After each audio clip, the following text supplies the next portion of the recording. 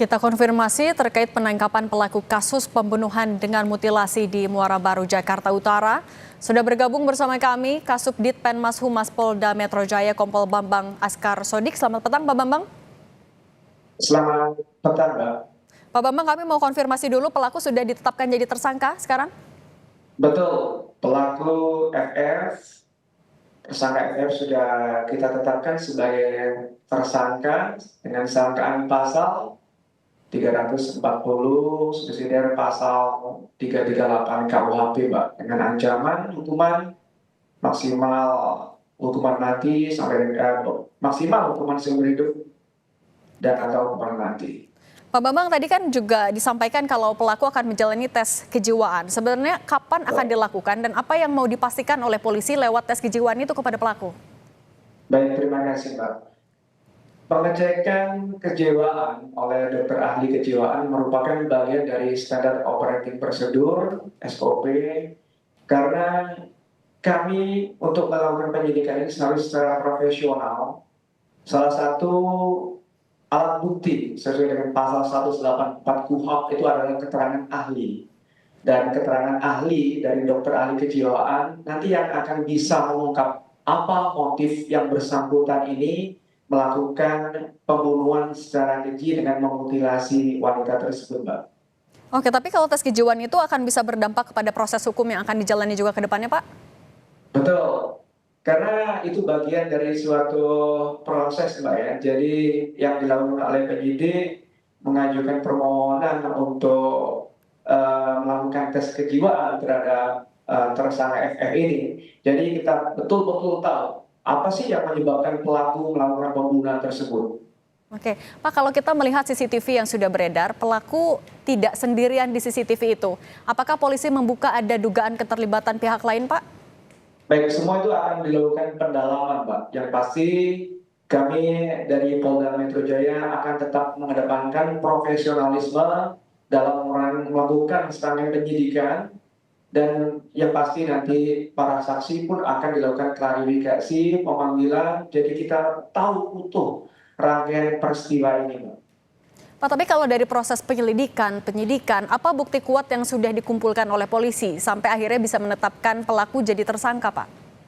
Baik, jadi pada saat ditemukannya jenazah perempuan awalnya tanpa identitas di daerah Muara Baru, Jakarta Utara pada hari Selasa tanggal 29 Oktober sekitar pukul 10.29 WIB. Jadi informasi dari masyarakat bahwa ada karung yang mengambang di pesisir belakang SPBU, kemudian dilaporkan kepada pihak kepolisian Polsek Muara Baru.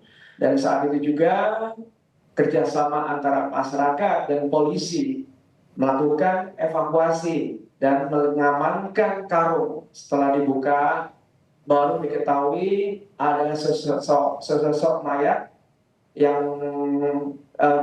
kelamin wanita dengan posisi tangan terikat dan kaki terikat tanpa kepala, Mbak.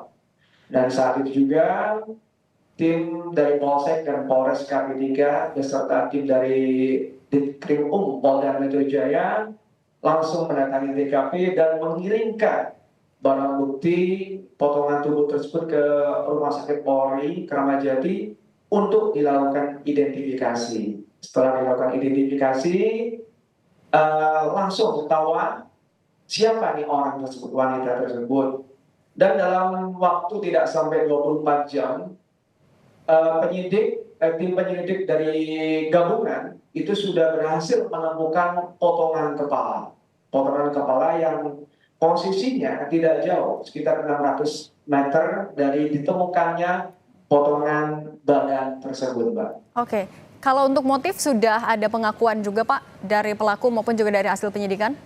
Baik, dalam hal ini penyidik tidak mengabaikan masalah pengakuan, Pak. Tapi kita harus betul-betul mengedepankan evidence atau pembuktian. Jadi betul dari keterangan ahli, nanti dari ahli kejiwaan pun akan mendukung apa motif sebenarnya tersangka FN ini memutilasi korban SH.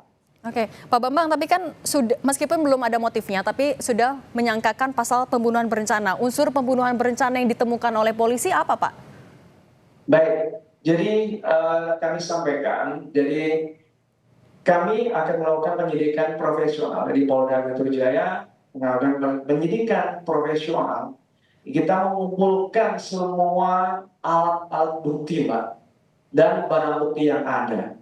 Karena di situ ditemukan pisau, ya kan? Ada pisau yang dia gunakan untuk mengeksekusi dan sekaligus sebagai pekerjaan dia. Yang kedua, di rumah tersangka, penyidik pun menemukan busa, salah satu busa itu yang untuk di dalam karung yang masih ada tersisa bercak darah. Baik. Ya. Oke, baik. Selanjutnya barang-barang lainnya seperti tali rafia pun ada juga diamankan. Jadi kami duga, penyidik menduga bahwa tersangka sudah menyiapkan sarana untuk melakukan kegiatan tersebut. Oke, baik. Kami tunggu update penyidikannya, Pak Bambang Askar Sodik, Kasubdit Penmas Humas Polda Metro Jaya. Terima kasih sudah berbagi di Kompas Petang, Pak. Sehat selalu.